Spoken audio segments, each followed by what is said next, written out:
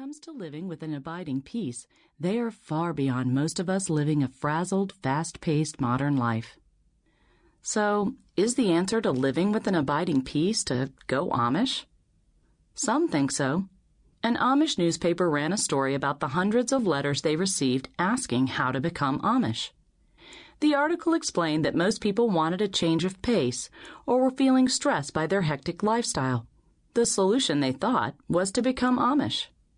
The newspaper conjectured that most likely they wouldn't last a day in the Amish lifestyle. One cold winter ride in a buggy would send them scurrying to get home, happy to flip on the car heater and switch on the radio. Uncle Amos, an Amish man who occasionally wrote for the Small Farmer's Journal, wrote this thought-provoking response. Become Amish? If you admire our faith, strengthen yours. If you admire our sense of commitment, deepen yours. If you admire our community spirit, build your own. If you admire the simple life, cut back. If you admire deep character and enduring values, live them yourself. We don't need to go Amish to bring true peace into our lives. In fact, it's nearly impossible to become Amish. There is a basic foundation of being Amish called Gelassenheit that is simply contrary to the American way of thinking. Gelassenheit is translated to mean yielding to a higher authority. The Amish believe in living a life of humility and subjection to God, as well as the church district's leaders and Ordnung, rules for living. It's more than just living without conveniences.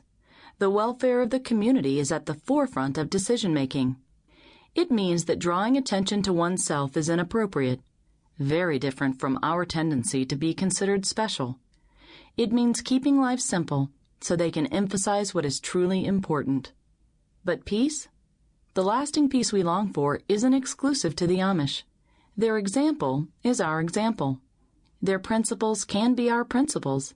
Their peace, based on the security of God, can belong to us too. But how? Amish Peace, Simple Wisdom for a Complicated World, seeks to answer that question by exploring the taproot of the Amish. We can graft into it, an English tree drawing strength from Amish roots, and integrate those principles into our modern life. Plain and simple, a troubled heart is not Jesus' intent for you or me. A heart anchored in peace is. Part 1. Simplicity. Take all you want, eat all you take. Amish proverb. By the cash register at my favorite coffee shop sits a stack of business cards that promise to simplify my life. The secret, shouts the card, is to get organized.